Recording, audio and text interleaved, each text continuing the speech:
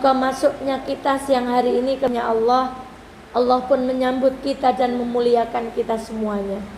Sampai pulangnya nanti kita keluar dari rumah Allah, semoga Allah mengantarkan kita semuanya sampai ke rumah kita dengan keselamatan. Sekali lagi semoga bertingkat-tingkat ridhonya Allah kepada kita. Karena siang hari ini hujan, bulannya bulan Ramadan, kita duduk di majelis ilmu. Semoga yang datang adalah orang-orang yang betul-betul ikhlas, tidak mengharap apapun kecuali ridha Allah Subhanahu wa taala. Shalawat dan salam semoga senantiasa terlimpah kepada baginda Muhammad sallallahu alaihi wasallam. Nabi yang menjadi contoh sifat pemaaf. Namun ingat-ingatlah wahai saudaraku, maafnya Nabi tidak diberikan kepada orang-orang yang masuk bulan Ramadan lalu menyia-nyiakan. Kalau Nabi sama orang yang lempari batu beliau, yang memupuk kotoran di tengkuk beliau, yang memboikot beliau, itu Nabi memaafkan. Tapi kalau sama orang-orang yang menyepelekan Ramadan, Nabi nggak ada ampun, Bu. Makanya Rasulullah Shallallahu Alaihi Wasallam bersabda, "Raghima anfu rajulin dakhala alaiha Ramadan, thumma insalakha falam yughfarlah." Celaka kata Rasulullah. Orang-orang yang masuk bulan Ramadan sudah lewat ini hari keberapa, Bu? Gak terasa. Tapi nanti keluar dari bulan Ramadan gak dapat ampunan.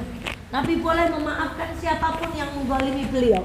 Bahkan beliau pernah dijambak sampai begini kepalanya. Sama Nabi dimaafkan. Tapi sama orang muslim yang menyia-nyiakan Ramadan, Nabi gak ada ampun. Didoakan sama malaikat celaka dan Nabi mengimani. Apa yang ada di benak kita kalau kita disepakati orang tua? Demi Allah kita semalaman gak mungkin tidur, Bu. Umpami orang tua kita kok bilang, "Duweke ya wanen karo wong tua, muga-muga uripe sengsara." Gitu gimana rasanya kita? Bagaimana kalau yang nyepatani kita adalah malaikat Jibril dan yang mengaminkan adalah Rasulullah Sallallahu Alaihi Wasallam. Maka bismillahirrahmanirrahim. Semoga duduk kita semuanya siang hari ini menjadi wasilah untuk kita termasuk orang-orang yang mendapatkan ampunan di bulan Ramadan.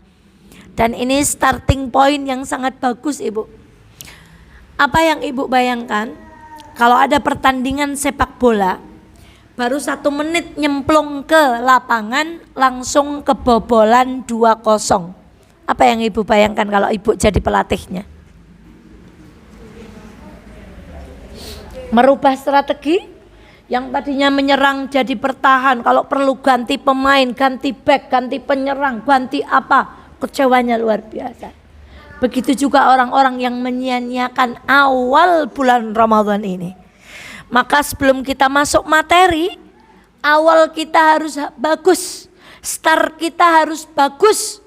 Kenapa demikian? Imam Hasan Al-Basri berkata, "Inna min uqubatil hasanati hasanatun ba'daha wa inna min uqubatis sayyiati sayyiatun ba'daha."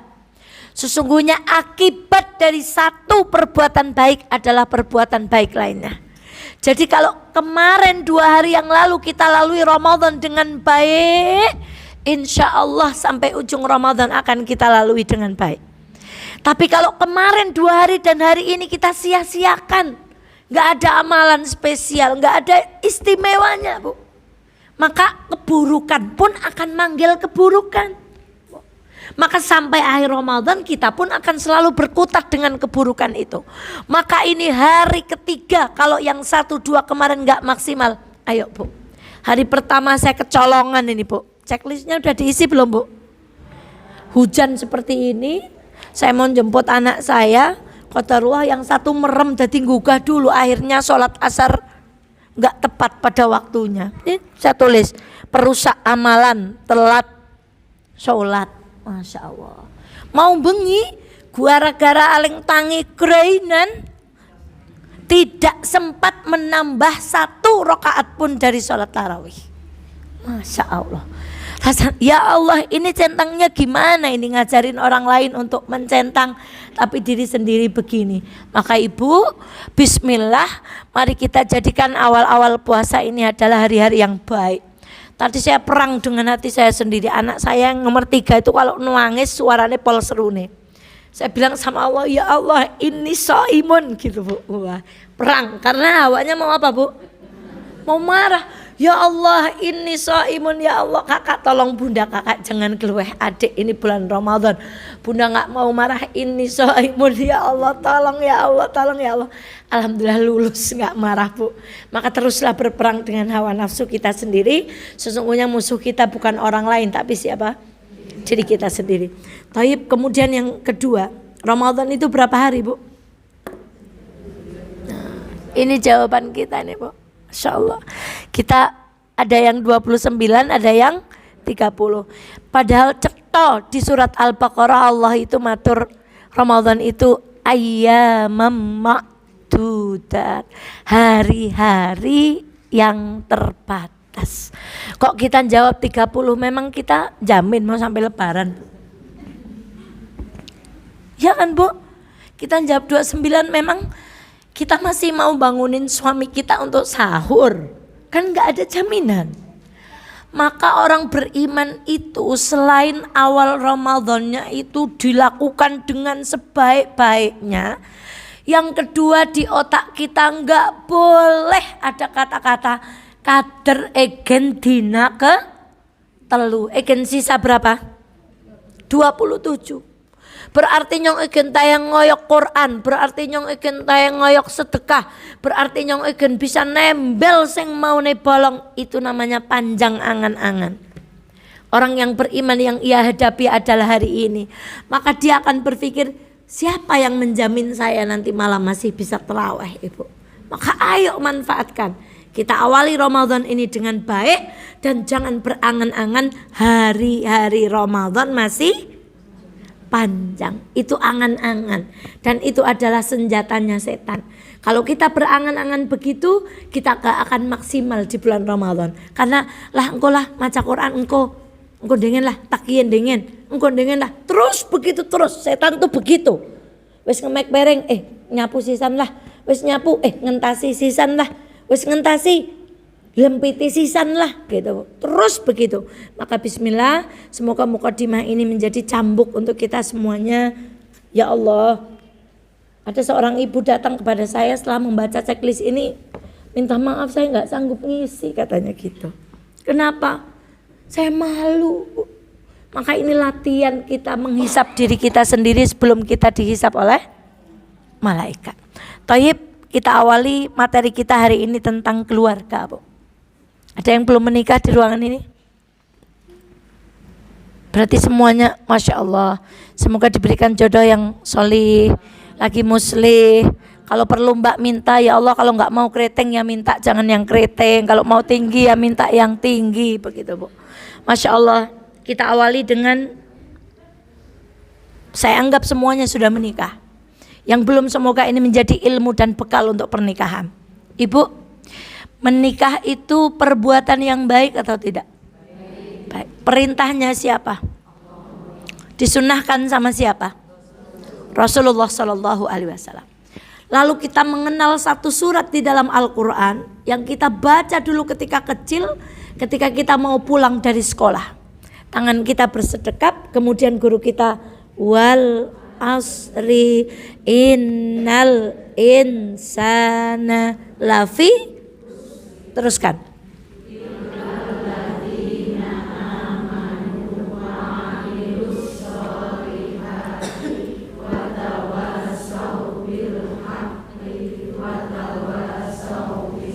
Sudah. Mungkin kita terlambat memahami ayat ini. Jadi menikah itu amal soleh atau bukan? Amal soleh. Menikah itu amal soleh. Menikah itu perintahnya Allah. Itulah kenapa saya paling sedih kalau di dalam sebuah acara pernikahan itu ada maksiat. Lawang menikah itu mengundang rahmatnya Allah kok dipanggil dengan maksiat, gimana? Wong kita menikah itu mau memanggil kasih sayang Allah, membuka pintu langit dengan pintu halal qabil tu nikah wa tazwijah. Itu pintu halal berusaha kita buka supaya langit kebuka, turun rahmat, turun rezeki, turun berkahnya Allah, turun sakinah, turun mawaddah, turun rahmah. Lah kok di acara pernikahan itu ada maksiat. Lalu setelah itu kita minta sama Allah, ya Allah jadikanlah keluargaku sakinah, mawaddah dan rahmah. Demi Allah hari ini saya paling geli kalau nonton foto ngantenan saya, Bu. Ya Allah, alisnya dikerok, lenggo kodong dadane tokna, livenan duanan. Saya paling males buka album pernikahan, Bu. Bukan tidak menghargai pernikahan, tapi saya nyawang, ya Allah nyongka lucu temen gitu, Bu. Ya Allah, ya Allah, astagfirullah. Padahal itu mau ngundang rahmatnya Allah, tapi alis saya, ya Allah. Kemudian dadanya sebelum ditampakkan kepada suami, di malam pertama ditampakkan kepada siapa dulu, Bu? Kepada tamu-tamu, karena nggak nutup dada bajunya. Ya Allah lucu nih. Ya Allah, orang tak pasang. Coba Ibu cari ke rumah saya, nggak akan nemu foto pernikahan. Ada satu dipasang di kamarnya Simbah, itu pun di dalam kamar bukan di luar. Karena saya merasa sangat lucu, Bu. Astagfirullah. Semoga Allah mengampuni saya dan siapapun yang dulu nikahnya lucu. Ya, Ibu termasuk yang lucu-lucu nggak nikahnya? Ya, kembenan gitu ya, Bu. Ya Allah. Ya begitulah, pokoknya lucu Bang. Nah, apa yang istimewa dari ayat ini? Kalau kita sepakat menikah itu adalah amal solih, kata Allah, watawasau bil haqq watawasau bis sabar. Menikah itu kebenaran atau kesalahan? Kebenaran. Maka Allah di ayat ini, hai orang-orang yang beriman, kalau kamu tahu pernikahan itu adalah amal solih, kalau tahu kamu pernikahan itu adalah sebuah kebenaran perintah Allah, maka perintah Allah yang terakhir di surat Al-Asr yang kita baca tadi, watawasau bis sabri. Tidak ada kebenaran yang tidak digandeng dengan kesabaran. Berarti kalau dakwah harus apa? Sabar. Ngaji harus apa? Bersedekah harus apa? Sholat tarawih harus apa? Baca Quran harus apa? Terakhir, menikah berarti harus apa? Kita nggak bisa keluar dari ayat ini. Kalau kita yakin iman bahwa menikah itu adalah ibadah dan amal solih, maka kita gandeng amal solih itu dengan apa? Sabar. Nggak ada tawar menawar. Itu kunci. Kemudian dalam satu ayat yang lain Allah berfirman, am hasibtum, apakah kamu mengira kalau sudah ngaji, pakai jilbab, menutup kaos kaki, materinya bukunya udah ganti berapa kali, kemudian nyimak YouTube, baca Quran, kamu langsung masuk surga? Enggak. Walamma ya'tikum mathalul ladzina min qablikum, sementara belum datangkah gambaran untuk kita semuanya orang-orang sebelum kita, apa yang mereka dapatkan? Massathumul ba'sa wadh-dharra wazulzilu hatta yaqulu mata nasrullah ala nasrullahi qarib. Kita enggak boleh ayam-ayam ini begini nih. Kita enggak tahu bahwa orang-orang terdahulu untuk masuk surga dia harus melalui 3 ujian. Ayat ini pernah kita bahas. Yang pertama adalah ba'sa, kesengsaraan secara fisik.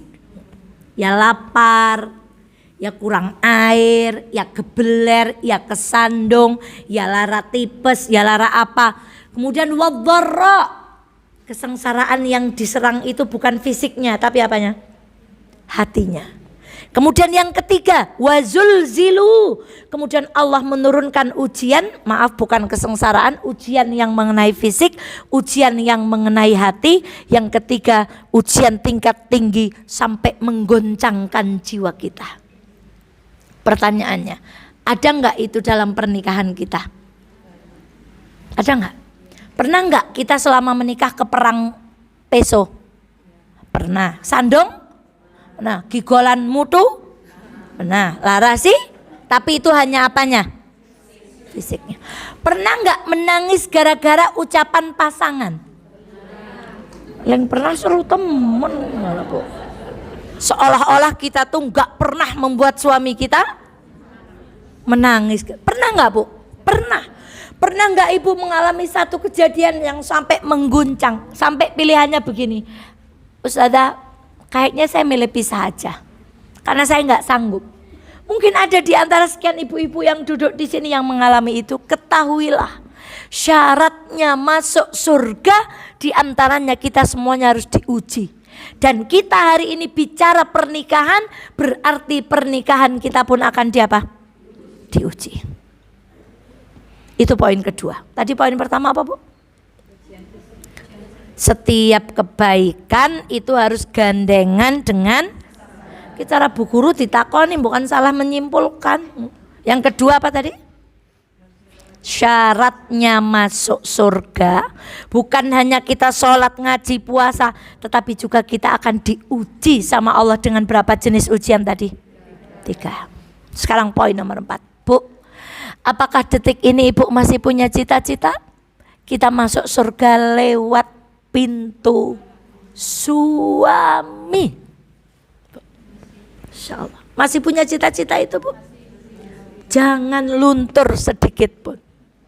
Harus tetap cita-cita itu ada di dalam hati kita.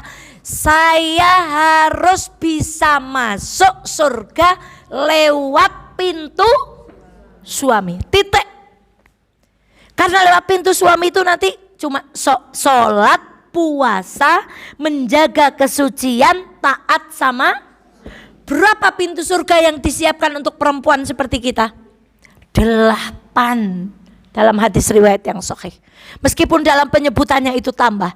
Syaratnya 1, jangan bergeser sedikit pun dari cita-cita di dalam hati kita. Saya harus bisa masuk surga lewat pintu suami.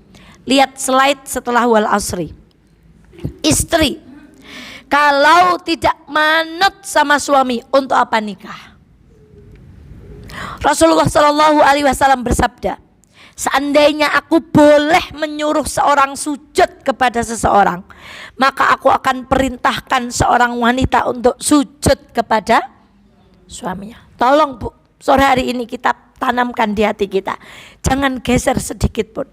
Apapun itu, ada ba'sa wadh-dharra wa zulzilu, sampai hati Ibu terguncang luar biasa. Jangan geser sedikit pun dari cita-cita saya harus bisa masuk surga, di antaranya lewat pintu apa? Suami. Lihat pertanyaan ini Bu. Ya Allah, coba, istriku, dengan siapa engkau di surga? Coba diganti. Istriku diganti suamiku, lalu ucapkan wahid isnin salasah.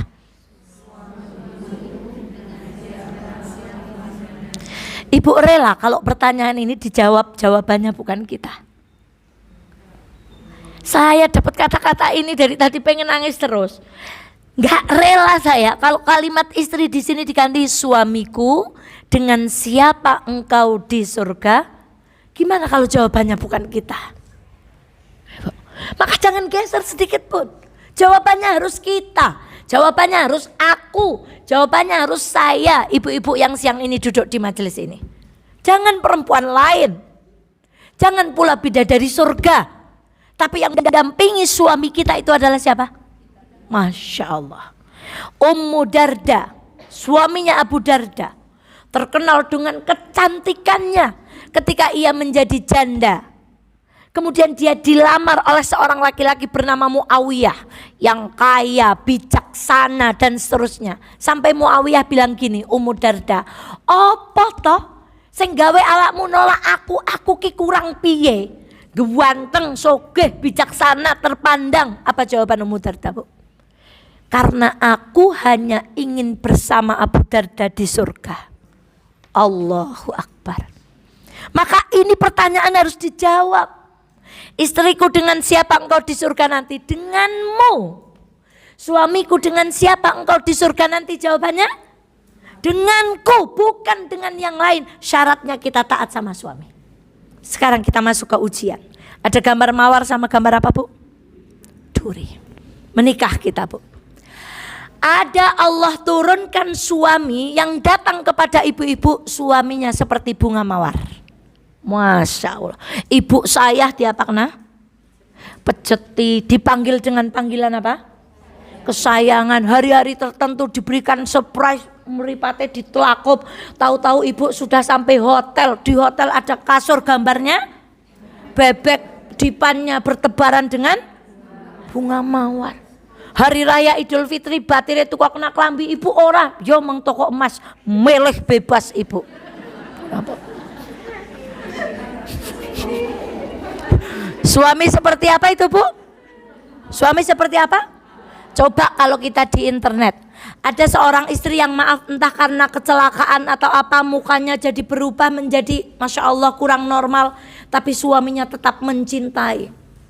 Ada seorang suami yang sempurna, istrinya lumpuh puh, dia tetap setia mendampingi. Itu suami-suami yang kayak apa, Bu? Bunga mawar. Tiap hari bilangnya I love you, sudah makan Beb, sampai mana Beb, pulang Mafaza jam berapa, aku sedetik tanpa kamu gak bisa, Bu. Masa wong malah seneng nek bojone lanang omah.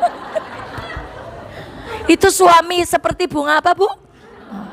Tapi di atasnya mawar ada apa? Ya Allah. Ada yang duduk di sini suaminya seperti duri, Bu.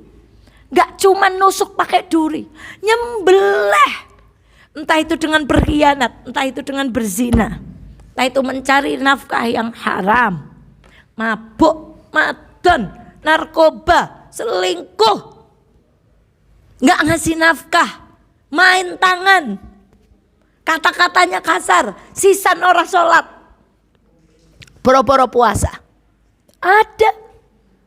Maka orang-orang yang didatangkan oleh Allah suami seperti bunga mawar, ujiannya kata Allah, seberapa besar syukurmu kepadaku dan syukurmu kepada suamimu. Ujaran terus apik yang kono udah ujian. Betapa sering perempuan yang diuji dengan suami yang baik itu sekali suaminya berbuat buruk, Masya Allah, ya kurang piye nyongling dadi bojone jenengan ya. Ayah tegel temen. Kufur alamatnya mana? Neraka itu Rasulullah yang matur. Perempuan dimasukkan ke dalam neraka karena dia kufur kepada siapa? Sekali kita mengkufuri kebaikan suami kita neraka. Lalu bagaimana dengan perempuan-perempuan yang didatangkan suami seperti duri? Maka ujiannya seberapa besar kesabaranmu di hadapan Allah, dan sungguh pahala sabar itu tidak bisa ditimbang dengan mizan di sisi Allah Subhanahu wa taala. Adil enggak Allah? Ancamannya orang yang dapat suami kayak bunga tadi, kalau enggak bersyukur alamatnya langsung mana? Pahala bagi istri yang mendapatkan suami seperti pisau. Itu, Bu, sabar itu pahalanya enggak bisa ditimbang dengan timbangan mizan. Karena saking abotnya dilakoni. Maka kita yang mana? Kalau kita diberikan istri seperti mawar, apakah kita sudah bersyukur?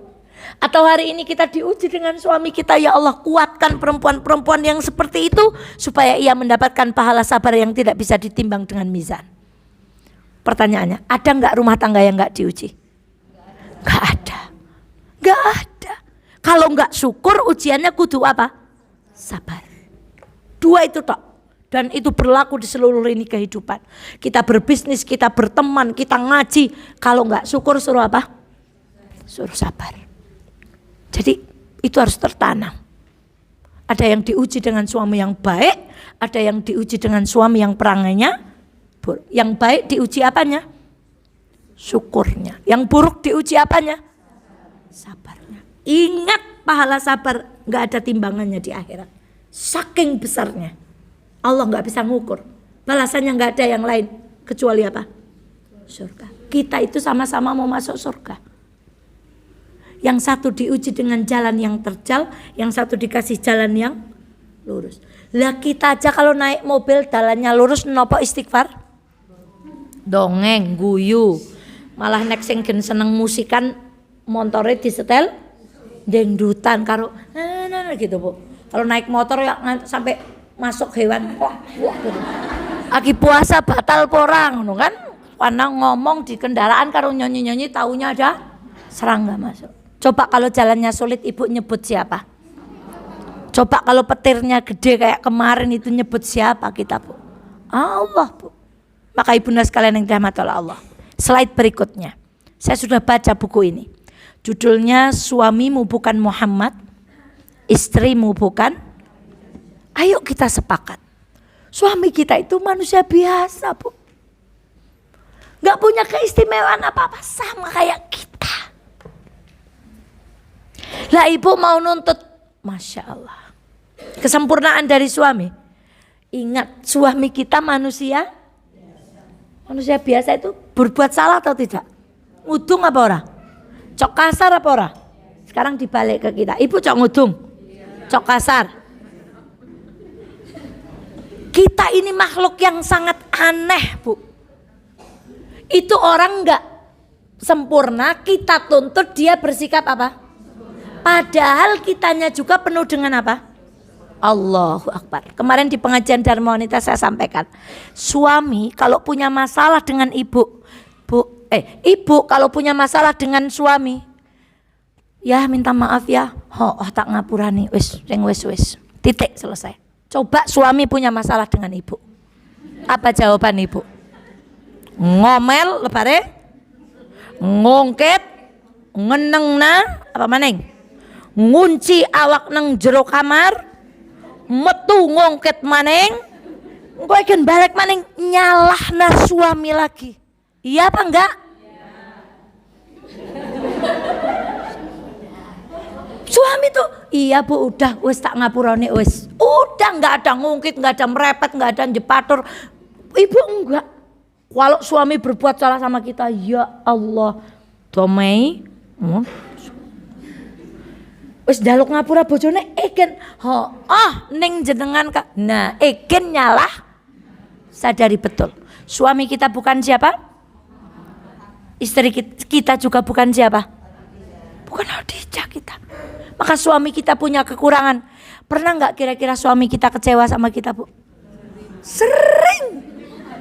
Pede banget cuman pernah. Sering. Pernah nggak kita kecewa sama suami? Ganti jawabannya, utuh jamaah mafaza kayak gue. Pernah nggak kita kecewa sama suami? Pernah. Sering nggak suami kecewa sama kita? Sering. Gitu yang adil. Udah ngaji kok masa mau kalau suami jawabannya sering, kalau kita jawabannya ya Allah. Nggih, ini bagian dari iman kita, udah duduk di majelis ilmu. Pernah nggak ibu kecewa sama suami? Pernah, Ustaz. Sering nggak kira-kira suami kecewa sama kita? Sering banget. Sekarang, apa tugas utama istri? Kalau sudah menikah, kemudian kita melahirkan, mendidik anak-anak, mulang ngaji, ngantar sekolah anak kita, kemudian hafid anak kita, pintar ngaji. Kadang-kadang kita merasa tugas kita itu sudah sempurna kalau begitu. Kita lupa bahwa tugas kita yang utama itu kepada siapa? Suami. Setelah kepada Allah. Tugas kita kepada suami.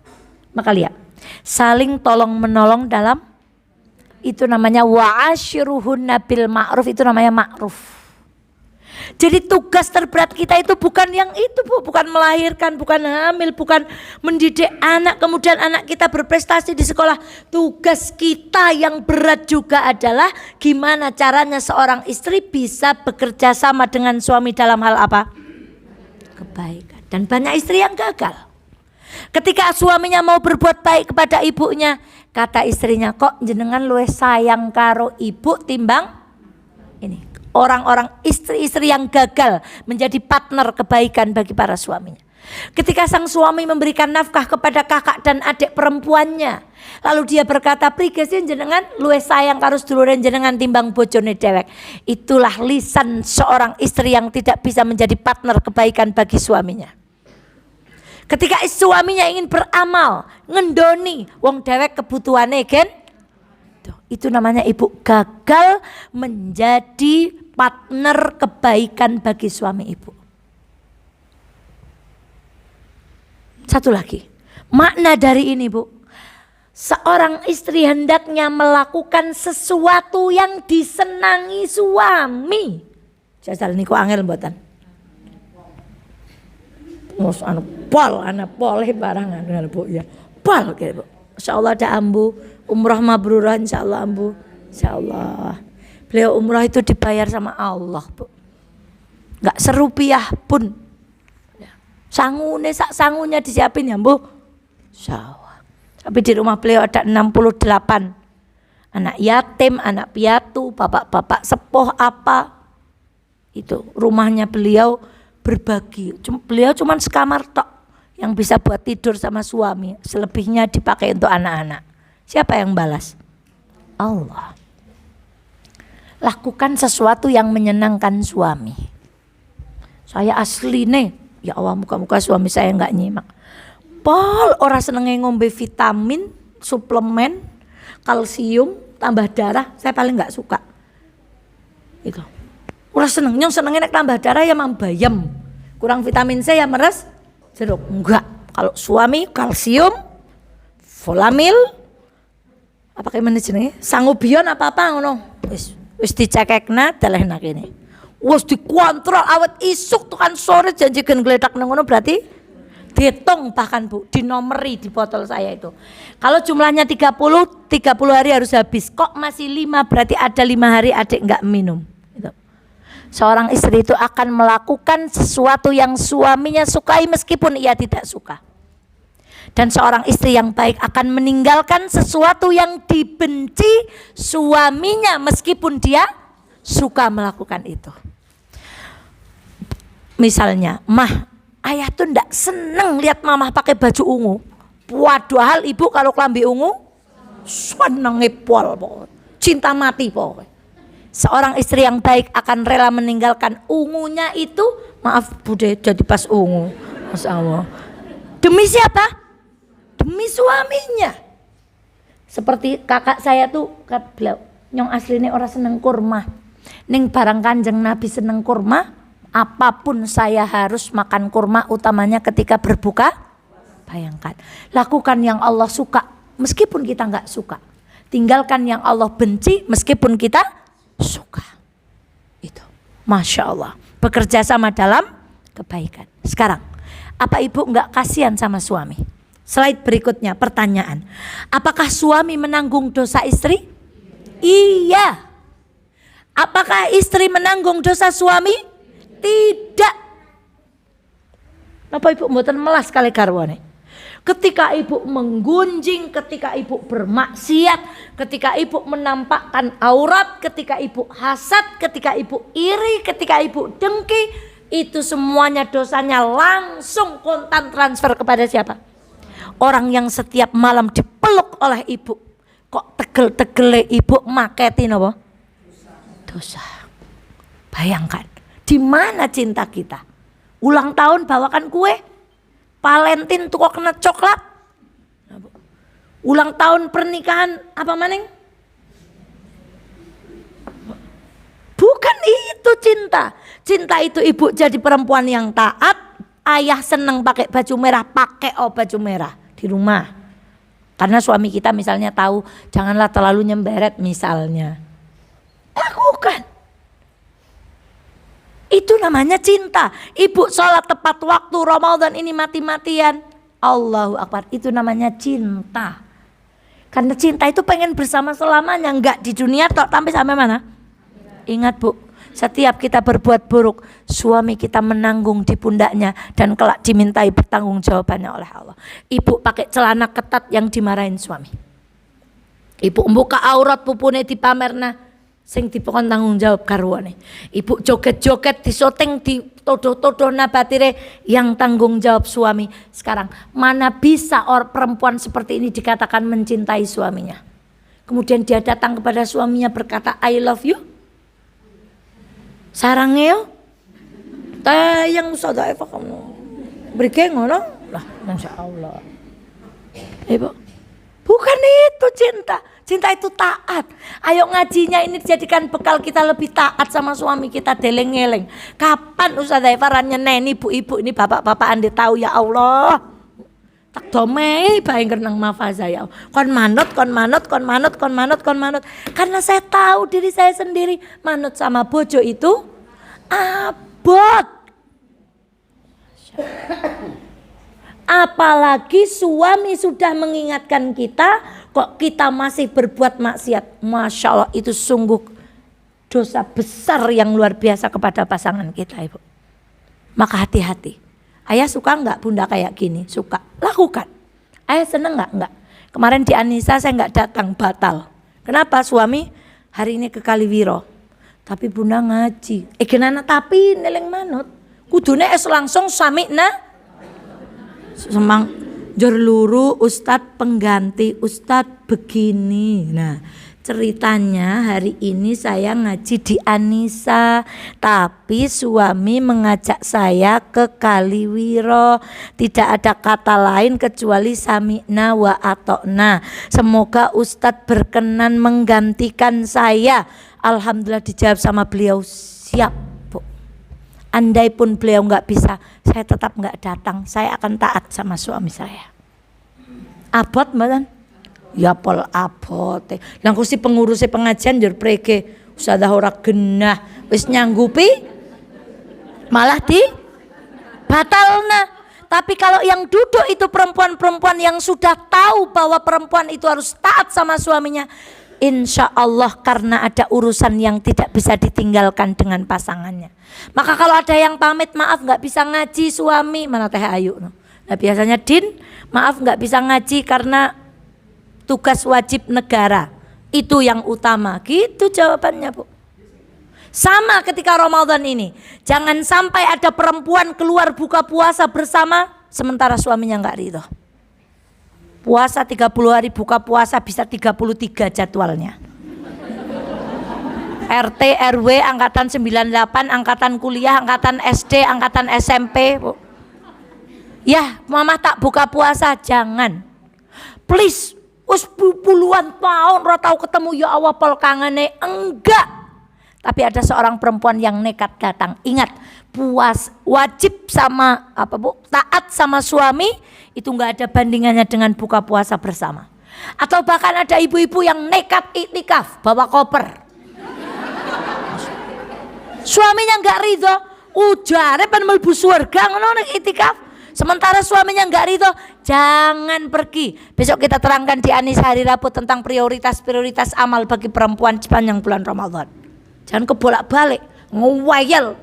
Kalaupun ibu mau datang ke Mafaza ini, suami enggak bolehin, jangan sekali-kali berangkat. Ustazah Eva enggak pernah ngajarin. Kalau suami bilang enggak, tetap diam di rumah. Sami'na wa atokna. Abot mboten? Ya nak pengen surga ya abot kok. Sekarang, kalau ada masalah, sekarang seni menasehati. Bu, nasihat yang datang dari hati akan jatuh ke hati. Tapi nasihat yang datang dari lisan hanya akan cemantel di telinga. Maka jangan pernah menasehati suami itu gara-gara kita kecewa. Misalnya ibu dikecewakan. Karepe ibu karwane nek lebar maghrib nyekel Quran, mulangi putra-putrane, pokoknya enggak peduli dengan yang lain. HP di Amerika, maunya kayak gitu. Lalu suami ibu enggak begitu. Lalu ibu kecewa. Sekarang ibu menasehati. Ya, mbok nek lebar maghrib anaknya dicekel. Usah nyekeli HP. Pira abote. Wah, mulai. Itu nasihat datang dari hati atau datang dari emosi? Nah, sekarang jujur. Berapa kali kita mencoba berbicara dengan suami yang itu dasarnya apa? Emosi. Bu, ada perbedaan antara bicara, ngobrol dan komunikasi. Di universitas itu ada apa jenenge jurusan ngobrol, jurusan bicara apa jurusan komunikasi? Jurusan apa, Bu? Nah, ada jurusan kuliah namanya ilmu. Ada ilmu ngobrol, ada ilmu bicara. Nah, ya public speaking itu kan pidato. Kenapa? Perempuan itu banyak yang hanya bisa bicara, nggak bisa ngobrol. Ibu bisa membedakan antara bicara dan ngobrol? Bicara tuh nggak genah tujuannya mung dipokoknya ngomong, nggak tahu. Ada perempuan yang naik tingkat dikit, dia bisa ngobrol. Tapi orang ngobrol sama suami itu biasanya Kalau hanya sebatas ngobrol itu brondongeng apa ujungnya kie lebar tema kie pindah meng tema. Ayo jadi perempuan yang bisa komunikasi dengan suami. Bukan bicara, bukan apa Bu? Tapi apa? Nah. Ibu yang mana? Bicara apa ngobrol? Malah cok ogor? Bicara karepe dewek. Di mana bicara itu ada lawan komunikasi itu ada lawan bicaranya, suaminya respon. Ini enggak. Perempuan itu suka ngomong sendiri, itu namanya apa? Bicara, ngobrol. Kita harus bisa jadi istri yang bisa berapa? Komunikasi. Berapa kali Ustazah Eva contohkan? Contoh. Jangan sekali-kali bangunin suami tangi sih Pak. Wis gede tua kader kontangi gua sih ka angel. Mbok leren ngerokok ora teng maca apa merokok dapat mengakibatkan kanker, gangguan ginjal, hipotensi dan apa? Itu wanita yang enggak bisa komunikasi. Kalau saya kados binik mah ada yang enggak seneng dengan pasangan enggak ngomong. Ngomong sama yang di atas. Contoh, Ibu, Ramadan ini insya Allah semoga panjang umur, kita punya 30 hari. Saya punya program 30 hari dengan 30 doa yang berbeda. Maka day 3 di nembe day. Oke, day 2. Ini agenda khusus Ramadan. Day 3 saya tulis, ya Allah, cepatkanlah langkah kaki suamiku ke masjid agar bisa selalu bertakbir bersama imam. Lalu saya tulis di bawahnya umroh haji, umroh haji, umroh haji, umroh haji, umroh haji, umroh haji, umroh. Banyak banget. Ini proposal saya di hari yang ketiga. Hari kedua kemarin ada deh rahasia. 30 hari dengan 30 permintaan yang coba. Mbok nek nang masjid usah telat ngapa? Nang kamar mandi usah suwi-suwi. Wong lanang kan nang kamar mandi suwi temen. Nek apa-apa sholatnya lambat, Gusti Allah yang nulungi dewek ya lambat. Gimana itu kalau kayak gitu? Ibu, gimana kalau kayak gitu? Kita ini nggak punya seni komunikasi. Kalau nggak bisa bicara baik-baik sama suami, ngadu ke Allah karena kita nggak punya pilihan kata yang baik. Nah, suatu hari ini daripada saya nyeritain orang lain tak ceritain sendiri. Kita ngobrol berdua, pokoknya sambil gitu misalnya. Lama-lama saya gini Bu, Mbak sholat itu kalau subuh jangan lambat. Ternyata jawabannya apa coba Bu? Rahasia nggak tapi ini. Ayah itu lambat ke masjid supaya nggak jadi imam. Saya baru tahu rahasianya. Mungkin beliau butuh support untuk menjadi imam, butuh kepercayaan diri, butuh apa yang itu nggak beliau miliki, nggak bisa memaksakan suami saya bukan Rasulullah. Ternyata punya alasan. Coba tadi saya sudah terlanjur nek masjid kayak apa nih urusannya jadi kayak apa jadinya kalau kita kayak gitu. Ayo punya seni berkomunikasi. Jangan ngomong, jangan ngobrol, tapi apa? Berkomunikasi. Nasihat yang datang dari hati tadi coba sambil cubit-cubitan. Mau nek masjid aja kok. Masuk enggak nasihatnya Bu? Masuk.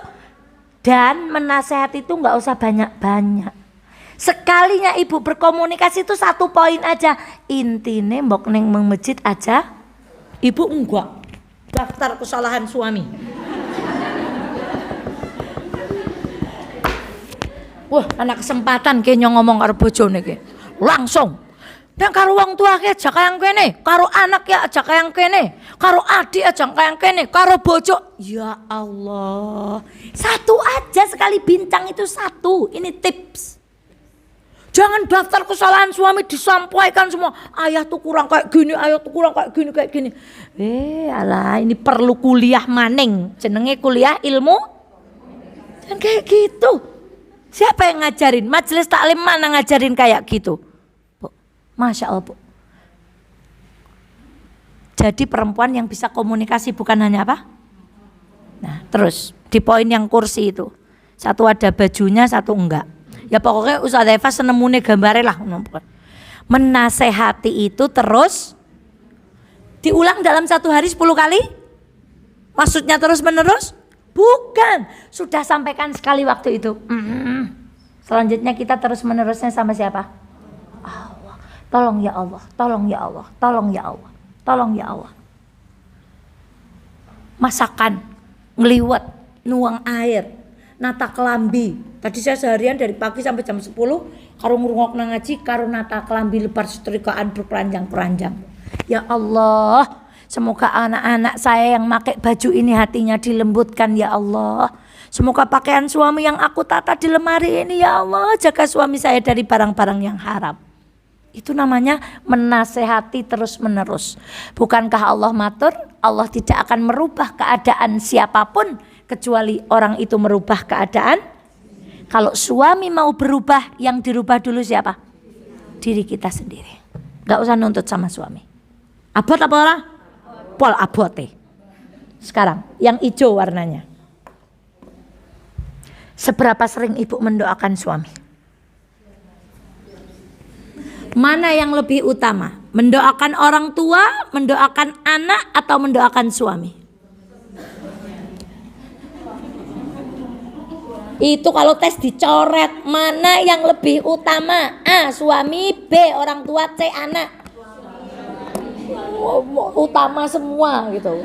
Milih mana? Ganteng neng galak apa elek neng iman? Ganteng neng? Ini majelis ngeyel itu kayak gitu. Orang ada pilihannya milih gue. Suami bu. Karena perempuan setelah menikah ketundukannya berpindah dari Allah orang tua. Allah, suami, kemudian sekarang. Kenapa suami kita lebih ngandel kalau domongin ibu? Karena mungkin ibu lebih sering doakan suami kita daripada istrinya. Kenapa suami kita lebih sering dengerin orang lain? Karena istrinya nggak pernah doain suaminya. Jadi suami istri ngomong apa tuh nggak nyambung. Karena kita nggak pernah doain suami kita. Seberapa sering kita mendoakan suami kita? Doakan suami kita, doakan orang tua kita, doakan anak-anak kita. Nomor 1 doakan siapa bu? Coba kemarin di pengajian saya tanyakan, pernah nggak doain suami supaya awet muda? Pernah nggak? Cepet tua, no? Coba tanya suami, ya, ayah cok doain mama awet muda nggak sih? Kalau dijawab ora, wong malah main cepet ganti, Ini tuh rahasia dari guru kita semuanya. Namanya Ari Ginanjar yang ISQ itu.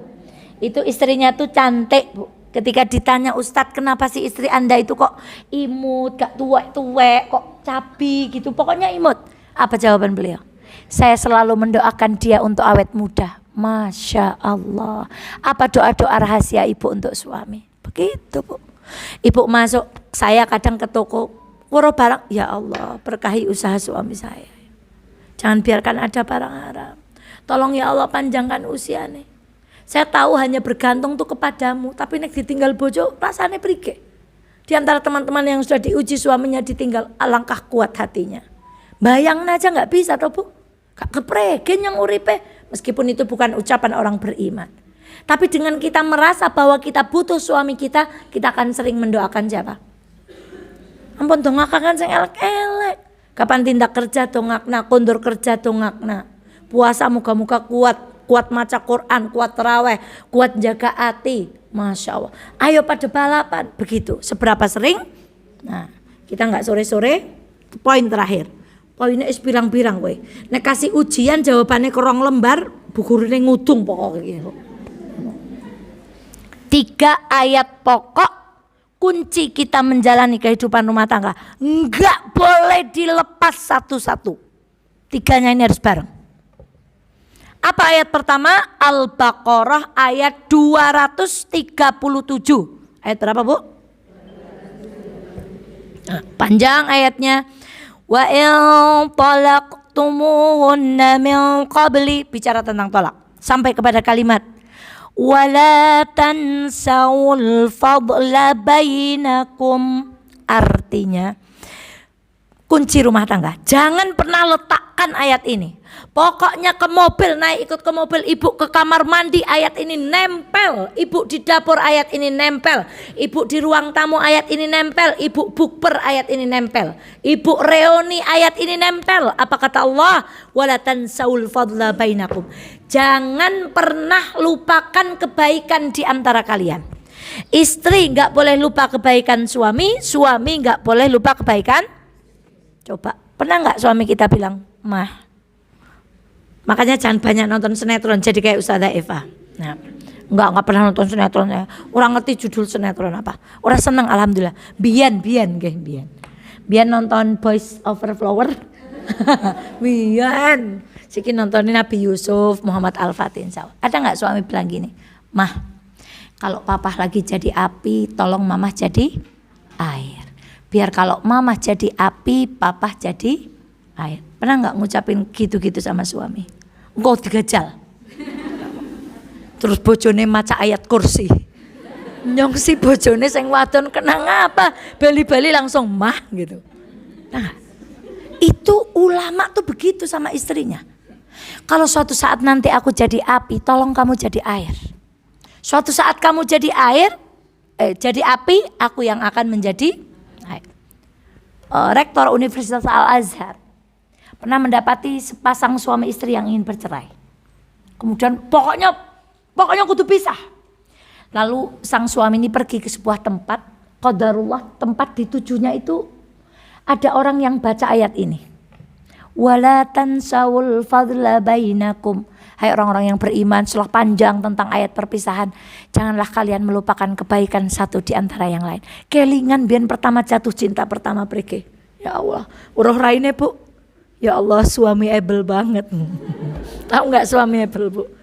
Ya Allah, lihat motornya, lihat rumahnya, lihat like-nya sing pol adoe, ih kowe like calone nyong. Gitu kan Bu? Ingat masa-masa itu. Kemudian kita menikah, kemudian ibu dikhitbah, kemudian bagaimana bahagianya di mana itu namanya? Pelaminan, bulan madu, siki bulan bait. Nah, sekarang juga tetap bulan madu kan Bu?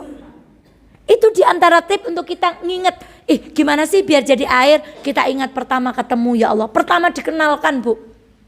Saya ngaji di sini, calon suami saya di sana, tapi saya nggak lihat loh Bu, wong urung kenal. Saya turun di tangga, saya melaku, suami saya jalan pakai mobil di belakangnya. Ndais mbiyen melaku gitu katanya Bu. Saya ditunuti mobilnya siapa waktu itu ya? Itu katanya Bu. Kemudian siangnya 2 kakak sepupunya datang ke rumah saya. Apakah, Masya Allah, Bu Endro itu saksi hidup Ibu. Beliau itu yang cantik itu Bu.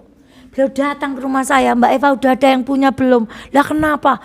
Anak pemuda nang garung paling ganteng Walah, langsung duk terus balik kang masjid perlu bintang we berhayal.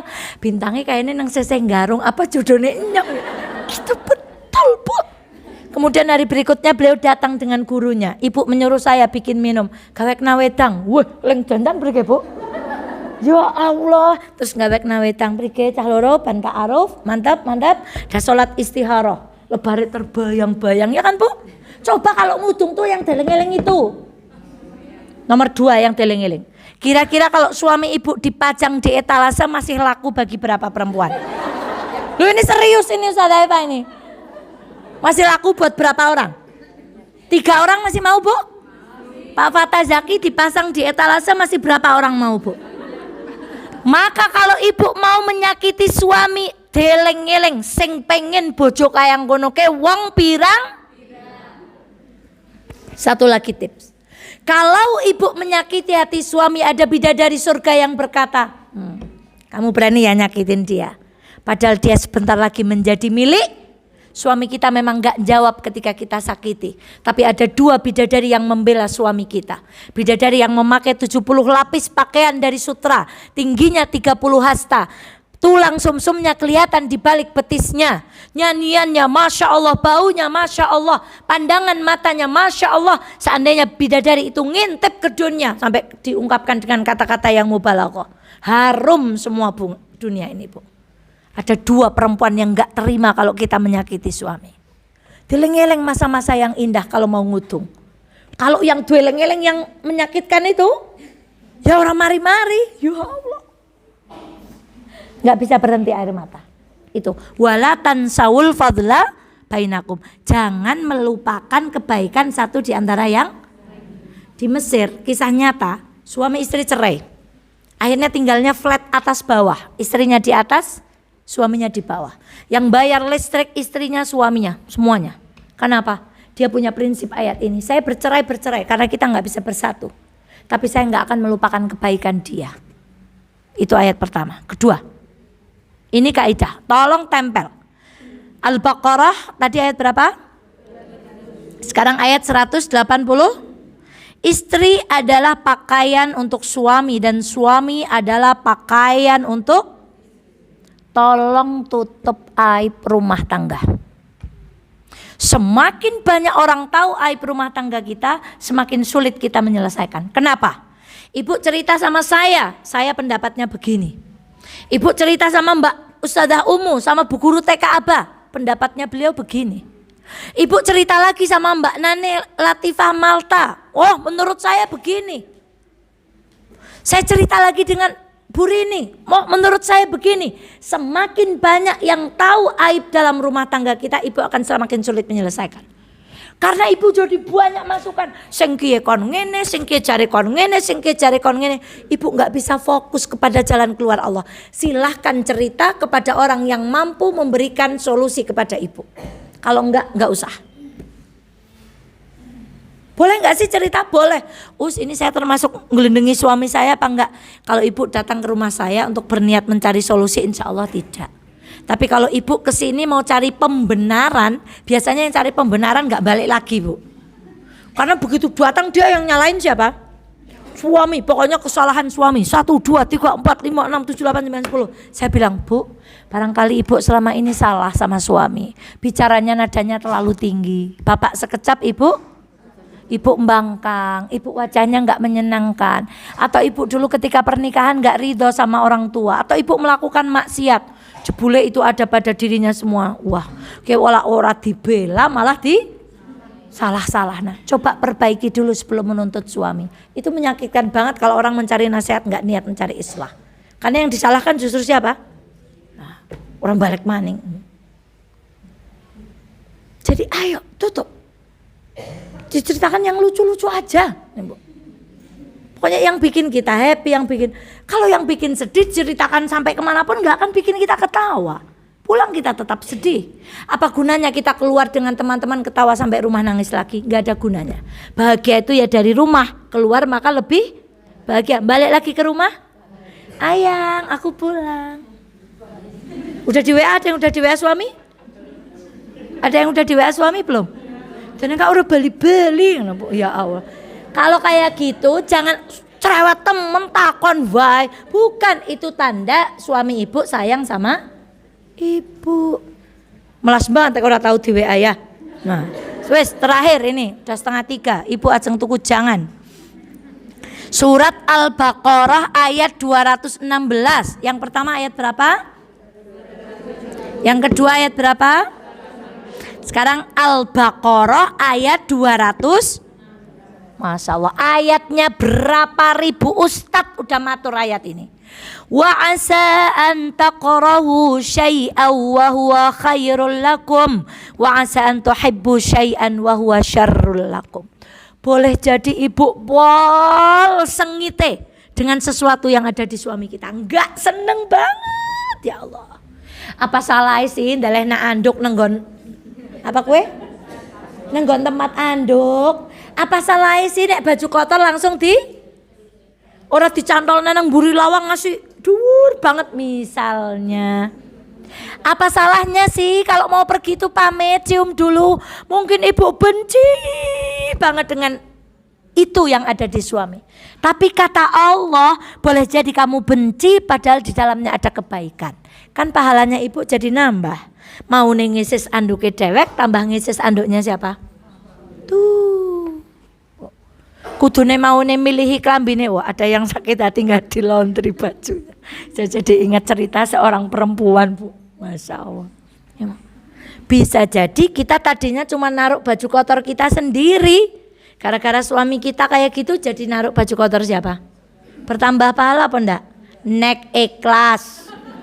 Nek ora apa susah sih piring siji dasai. Nek digletak nang kene kan berarti nganggep bojone pembantu kon ngasai. Apa semangka yang kono? Ih, wong wadon kecok aneh. Ngapain ngeluarin kata-kata kayak gitu? Keluarkan kata-kata yang positif untuk membahagiakan diri sendiri. Ibu, nggak dianterin ya, nggak dianterin kenapa?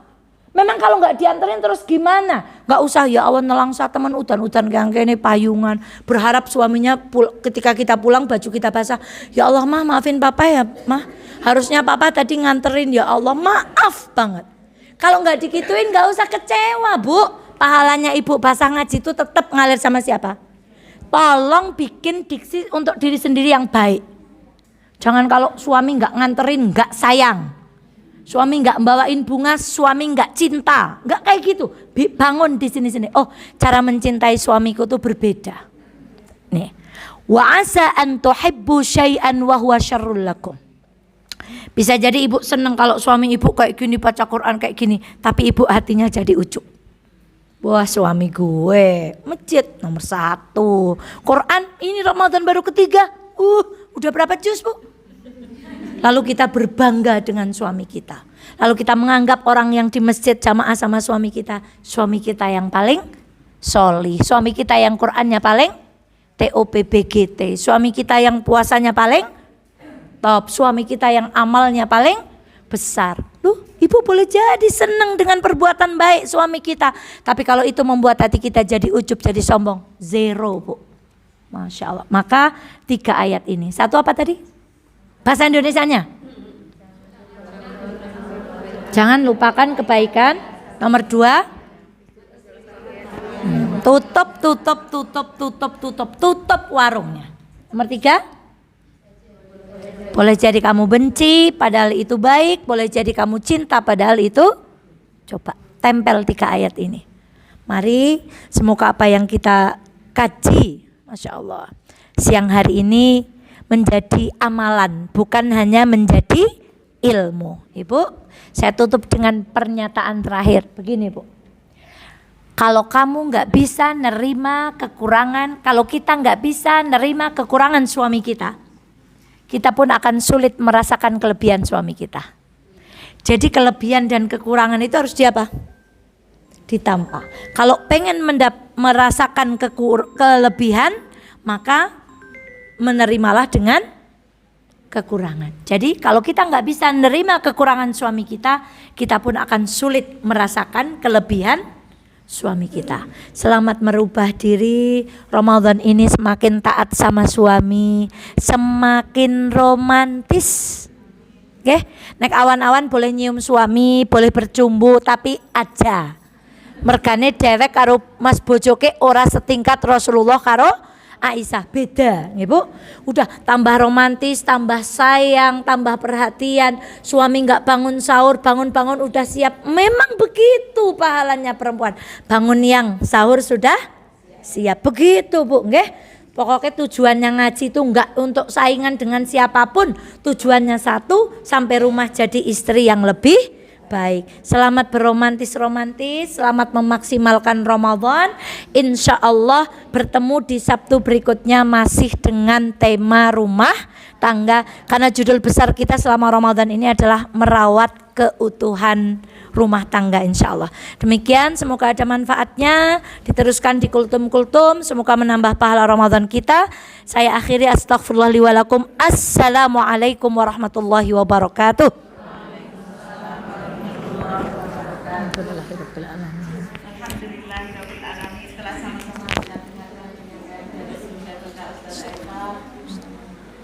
mudah-mudahan apa yang beliau ajarkan kita bisa memahami dan mari kita amalkan untuk aplikasikan.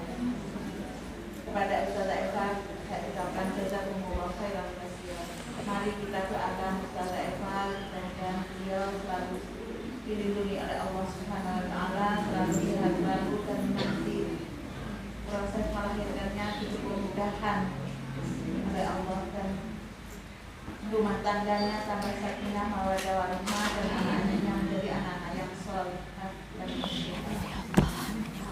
Ibu, marilah kita tutup kajian siang ini dengan membaca surat Al-Asr dan doa kafaratul majlis bersama. Bismillahirrahmanirrahim. Wal 'asri innal insana lafi khusrin illa alladziina amanu wa 'amilus solihati wa tawassaw bil haqqi wa tawassaw bis sabr. Subhanakallahumma wa bihamdika asyhadu an la ilaha illa anta astaghfiruka wa atubu ilaik. Saya sebagai pembawa acara, jika ada tutur kata saya yang kurang berkenan, saya mohon maaf. Akhirul kalam, wabillahi taufiq wal hidayah. Assalamualaikum warahmatullahi wabarakatuh.